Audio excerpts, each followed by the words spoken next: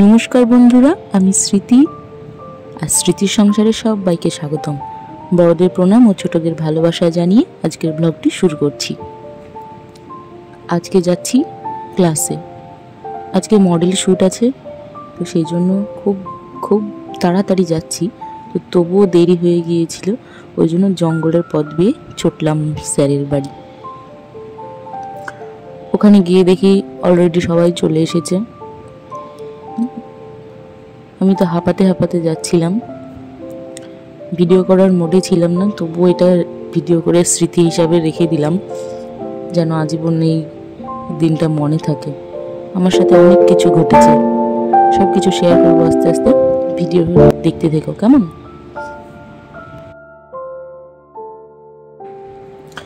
এই জঙ্গলের ভিতরে একটা ঘর আছে, তো ওই ঘরে একজন মানুষ থাকে। একদম ভুতুড়ে টাইপের দেখতে। আজকে প্রায় দিনে আমি ওই রাস্তা দিয়েই যাই, কিন্তু আজকে কি হয়েছে, ওই লোকটার সাথে দেখা হয়ে গেছে। হঠাৎ কেউ থাকে না ওই বাড়িতে, আমি এটাই জানতাম, কিন্তু ওই লোকটাকে দেখে আমি ভয় পেয়ে গিয়েছি। মানে মাথার নিচু করে হাঁটছি, তো মানে রাস্তা দেখে হাঁটছি, কোথায় সাপ ব্যাঙ খোপ থাকবে বলে। তো যাচ্ছি, যেতে যেতেই দেখছি মানে দুটো ঠ্যাং, দুটো পা। আমি মানে মেরে গিয়েছি, এ মা, এখানে আবার কি দেখতে পাবো না জানি। এমনিতেই জঙ্গল দিয়ে তাকিয়ে দেখছি, লোকটা আমার দিকেই তাকাচ্ছে। তো আমি বেশি কিছু না বলে ওখান থেকে বেরিয়ে এসেছি। এসে এখানে দীপদাকে গল্প দিচ্ছে যে, জানেন দীপদা, ওখানে কেউ থাকে না আমি জানতাম, কিন্তু একজন লোককে দেখলাম। দিয়ে বলছে, যত দূর পাগলি, ওটা ওরই ঘর। আমি একটা মানুষ ওইভাবে জঙ্গলের ভিতরে কীভাবে থাকতে পারে? বলছে, না, ওর বউ ছেলে মেয়ে কেউ নেই, ওই জন্য ওইখানেই থাকে। তুই ভয় করেছিস? আমি তো হেসেই ফেললাম, তো ভয় করারই কথা। একজন মানুষ, দাড়ি গোপ সবই আছে, একদম সন্ন্যাসীর মতো দেখতে, অথচ গামছা আর গেঞ্জি পরে দাঁড়িয়ে আছে, তো ভয় করবো না? কখনো আমি লোকটাকে দেখিনি ওখানে, সেদিন দেখছি ওইভাবে দাঁড়িয়ে আছে। তো সেই থেকে বুঝলাম যে ওটা ওরই ঘর। আর এইদিকে গল্প শুনতে শোনাতে দেখতেই পাচ্ছ দীপদার কাজ প্রায় কমপ্লিট হয়ে এসেছে। আর কেমন হয়েছে সাজানো একটু কমেন্ট করে বলো। আর তোমরা চাইলে দীপদার কাছে মেকআপ ক্লাস করতেও পারো। তো দীপদা থাকে বহরমপুরে, তোমরা চাইলে ওনার সাথে কন্ট্যাক্ট করতে পারো। ওনার ফেসবুক আইডি হলো দীপ মণ্ডল। তো খুব সুন্দর ক্লাস করায় উনি, আমাদের তো ভীষণ ভালো লাগে। আর আমিও এখানে ক্লাস করি। এদিনে আর একটাও ঘটনা ঘটে গিয়েছে। এত কিছু মানে কি বলবো, সাজানো গোছানোর পরে না কারেন্ট চলে গিয়েছিল, একবার দুবার। এত কমন ব্যাপার, গরমের দিনে কারেন্ট যাবে, 3-4 বার কোনো দিন যায়। তারপর আবার এসি খারাপ হয়ে গিয়েছে, মানে যাতা অবস্থা। শুটের দিন, তারপরে মানে কি বলবো, সবাই আমরা ক্লান্ত। এসির সুইচ নষ্ট হয়ে গিয়েছিল, অনেক কষ্টে, অনেক সাধনার পরে মিস্ত্রি নয়, এই যে ডেকোরেট করেছে ওই ছেলেগুলো এসে ঠিক করে দিল। আর দেখতে পাচ্ছ কি সুন্দর করে ব্যাকগ্রাউন্ডটা সাজিয়েছে। এখানেই ফটোশ্যুট হবে। দীপদা তো ক্লান্ত, তার সাথে সাথে আমরাও।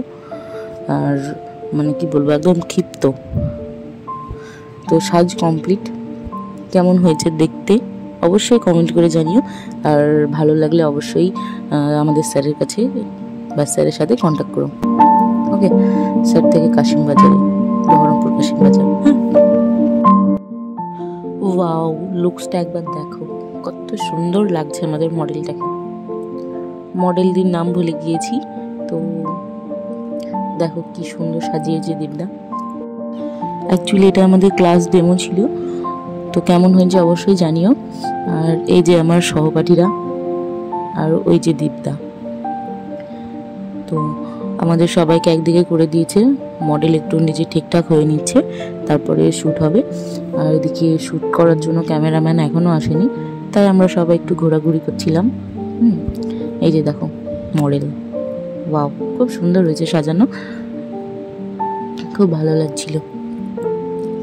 তো ক্যামেরাম্যান চলে এসছে এর মধ্যেই, দিয়ে ওই যে ঠিকঠাক করিয়ে নিচ্ছে, এবার ফটোশ্যুট হবে।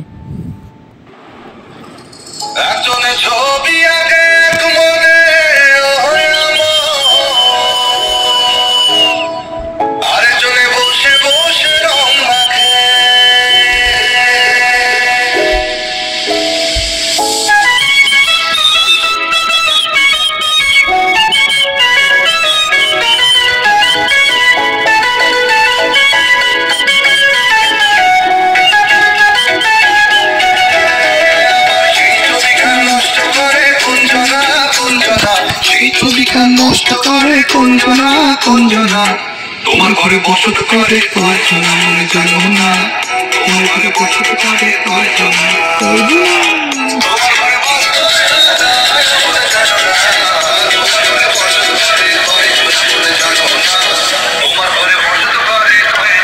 ওইদিকে মডেল শ্যুট চলছিল আর আমরা সবাই বেরিয়ে এসেছিলাম, কেননা আমাদের প্রত্যেকের বাড়ি অনেকটা দূর দূর, ওই জন্য।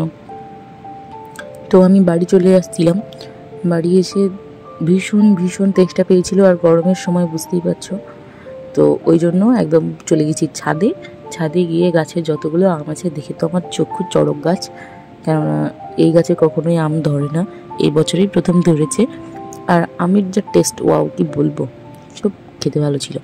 তো আমের শরবত করে খেয়ে দিয়ে এই যে গাড়িতে করে এবার বাড়ি, ছেলের সাথে একটু দুষ্টুমি করলাম, করে একদম বাড়ি। তো আমার ভিডিওটা আজকে এই পর্যন্তই।